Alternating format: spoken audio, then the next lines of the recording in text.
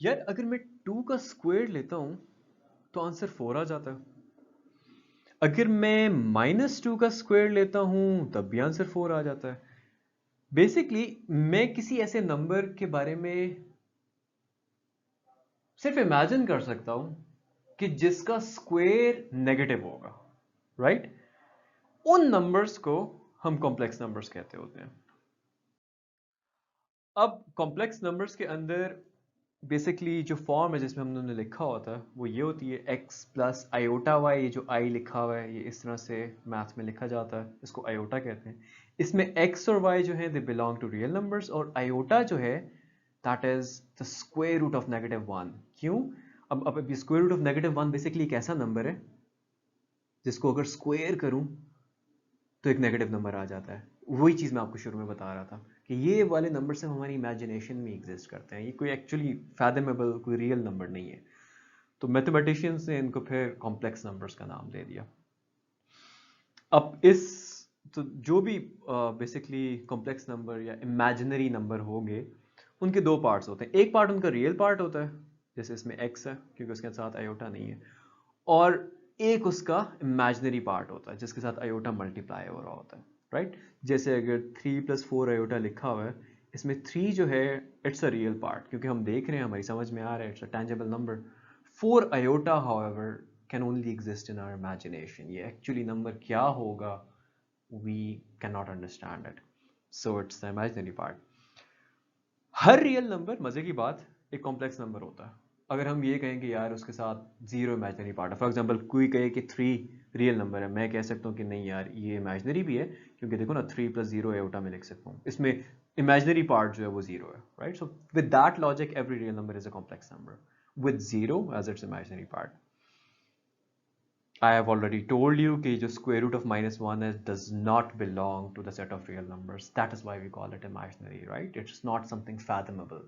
अगर मैं आपसे पूछूं दोबारा कि यार मुझे कोई ऐसा नंबर बताओ जो जिसको स्क्वायर करने से नेगेटिव आ जाए, those numbers only exist in our imagination. हम उनको समझ ही नहीं सकते actually. It's just a concept that can exist in inside our head. Anyway, कुछ एग्जांपल्स हैं इमेजिनरी नंबर्स की, जैसे 1 + 3 iota is an imaginary number. खाली 3 आयोटा भी लिखें तो that's also an imaginary number. हम ये कह देंगे कि इसमें रियल पार्ट जीरो है, राइट? इसमें भी रियल पार्ट जीरो है, लेकिन क्योंकि आयोटा है तो इट्स एन इमेजिनरी नंबर। एक और तरीका कॉम्प्लेक्स नंबर्स को समझने का ये है कि आप इस इक्वेशन को सॉल्व कर लो कि एक्स स्क्वायर में कुछ ऐड हो रहा है, ओ सॉरी 1 ऐड हो रहा है और 0 आ रहा है, तो एक्स स्क्वायर क्या होगा?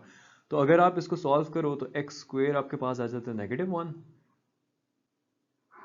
और दोनों साइड पे if you know taking square root on both sides gets you plus minus of this -1, right?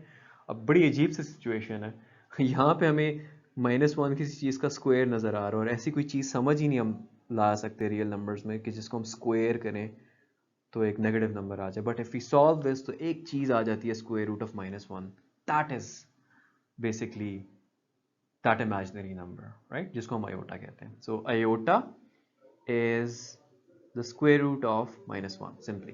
तो ये बेसिकली यहाँ पे x आ रहा है प्लस माइनस आयोटा आप कह सकते हो। पावर्स ऑफ आयोटा देख लो, अब आयोटा को स्क्वायर करोगे तो -1 आएगा क्योंकि I mean square it gives you -1, which you would learn if you get into university, when you get into university, कि ये टेक्निकली गलत है but to simplify it mathematicians ने यहाँ पे ये डिसाइड किया कि यार इसको स्क्वायर करके -1 आना चाहिए विद द लॉजिक की दोनों कैंसिल आउट हो जाएंगे। अगर आप क्यूब कर रहे हो तो आप क्या कर रहे हो? आप स्क्वायर को आयोटा की पावर 1 से मल्टीप्लाई कर रहे हो। स्क्वायर हमें ऑलरेडी पता है -1 है, -1 इंटू आयोटा नेगेटिव आयोटा आ जाएगा। अगर आप पावर 4 कर रहे हो तो दो स्क्वायर्स मल्टीप्लाई कर रहे हो, यानी कि -1 को -1 से मल्टीप्लाई कर रहे हो तो आंसर 1 आ जाएगा, right? So these are the powers of iota. Powers of iota में एक चीज याद रख लो कि जब भी पावर इवन होगी, जब भी पावर इवन होगी, जो अल्टीमेट आंसर है वो आयोटा की फॉर्म में नहीं आएगा, और जब पावर्स ऑड होंगी तो और आयोटा की फॉर्म में आएगा। जैसे आयोटा की कोई भी इवन पावर ले लो, 2 ले लो, 4 ले लो, 6 ले लो, अल्टीमेटली जो आंसर आएगा वो आयोटा की फॉर्म में नहीं आएगा। और आयोटा की कोई पावर ऑड ले लो, 3 ले लो, 5 ले लो, तो अल्टीमेटली जो आंसर आएगा आयोटा की फॉर्म में आएगा। जैसे यहाँ पे आयोटा का क्यूब लिया तो आयोटा की फॉर्म में आया, minus iota. That's all you need to know. Complex numbers को देख लिया तो अब नेचुरली उनके ऊपर जो ऑपरेशंस हैं उनको भी देख लेते हैं। वो काफ़ी सिमिलर, काफ़ी क्या इनफैक्ट कंप्लीटली सिमिलर होते हैं टू रियल नंबर्स। जैसे अगर कोई एक कॉम्प्लेक्स नंबर है a प्लस बी आयोटा, वो इक्वल है c प्लस डी आयोटा के, तो उसका मतलब है इन दोनों के इक्वल कब हो सकते हैं? जब इन दोनों के रियल पार्ट्स इक्वल हो और इमेजिनरी पार्ट्स भी इक्वल हो। That's it. एडिशन में दो चीज़ें आ जाती हैं। अगर मैं एक कॉम्प्लेक्स नंबर को दूसरे में ऐड कर रहा हूँ तो इसमें ये होता है कि आप रियल जो उसका पार्ट है उसको रियल पार्ट में ऐड करते हो और इमेजिनरी पार्ट को इमेजिनरी में करते हो। फॉर एग्जांपल अगर मैं 2 प्लस 3 आयोटा को ऐड कर रहा हूँ 5 प्लस 7 आयोटा में, तो मैं रियल को रियल में ऐड करूंगा 5 6 7, इसका आंसर आ जाएगा 7 प्लस इमेजिनरी पार्ट को इमेजिनरी में 7 8 9 10 आयोटा, राइट। सब्ट्रैक्ट करूंगा तब भी ये काम होगा। जो रियल पार्ट है उसको रियल पार्ट में से सब्ट्रैक्ट करूंगा और जो इमेजिनरी पार्ट है उसको इमेजिनरी पार्ट में से सब्ट्रैक्ट करूंगा। कोई चीज़ मल्टीप्लाई कर रहा हूं, जैसे लेट्स से KS2 और अंदर a प्लस बी आयोटा है। a को कह देते हैं 1 प्लस बी आयोटा, b को कह देते हैं 6 आयोटा, राइट। तो जैसे एक नंबर अंदर वाले दो रियल नंबर्स के सम से मल्टीप्लाई हो रहा होता है ना, डिस्ट्रीब्यूटिव लॉ ऑफ मल्टीप्लिकेशन से, यहाँ पे भी वही काम हो रहा होगा। ये 2 1 से मल्टीप्लाई होकर 2 आ जाएगा, 2 6 से मल्टीप्लाई होकर 12 आ जाएगा, साथ आयोटा आ जाएगा। दो रियल नंबर्स को हम जैसे मल्टीप्लाई करते हैं वैसे ही दो कॉम्प्लेक्स नंबर्स को भी करते हैं। जैसे अगर a प्लस बी, जो कि बाय द वे मिला के एक रियल नंबर बना देगा, है ना, कोई a है कोई b है, ऐड होकर कोई एक नंबर बना देंगे।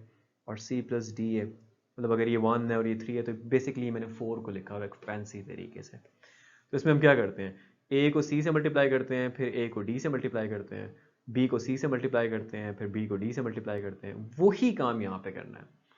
आपने a को c से मल्टीप्लाई करना है, AC आ जाएगा। फिर आपने A को डी आयोटा से करना है, AD आयोटा आ जाएगा। फिर आपने B आयोटा को C से करना है, BC आयोटा आ जाएगा। फिर आपने B आयोटा को D आयोटा से करना है, जो कि BD आयोटा स्क्वायर आ जाएगा। आयोटा स्क्वायर -1 है, you can replace iota square with that. Lastly conjugate का कॉन्सेप्ट देख लीजिए। कॉन्जुगेट का कॉन्सेप्ट बड़ा सिंपल है कि कोई भी कॉम्प्लेक्स नंबर उठाओ, उसके इमेजिनरी पार्ट का साइन चेंज कर दो, there you have it, the conjugate of that complex number। जैसे 5 प्लस 4 आयोटा है, इसका इमेजिनरी पार्ट, सॉरी इसका इमेजिनरी पार्ट +4 है, राइट। इसका साइन चेंज कर दो, -4 कर दो, ये कॉन्जुगेट बन गया। 5 - 4 आयोटा इसका कॉन्जुगेट बन गया। सिमिलरली -7 -10 आयोटा में इमेजिनरी पार्ट जो कि -10 है उसका साइन चेंज कर लो, +10 आयोटा हो गया, -7 +10 आयोटा। तो ये एक दूसरे के कॉन्जुगेट है, राइट। मजे की बात ये है कि हर रियल नंबर को इस डेफिनेशन से आप सेल्फ कॉन्जुगेट कह सकते हो, राइट। क्योंकि अगर मैं कोई रियल नंबर लिखता हूँ 2, तो मैं क्या कह सकता हूँ, मैं ये कह सकता हूँ कि यार उसमें मैं +0 आयोटा भी कह सकता हूँ। I mean it's logically correct, क्योंकि इसका भी आंसर तो 2 ही आएगा। और -0 आयोटा भी कह सकता हूँ, राइट। तो बेसिकली ये जो खाली 2 है ये अपना ही कॉन्जुगेट है, क्योंकि मैं इसके साथ +0 आयोटा -0 आयोटा अस्यूम कर सकता हूँ, विच वुड बी करेक्ट।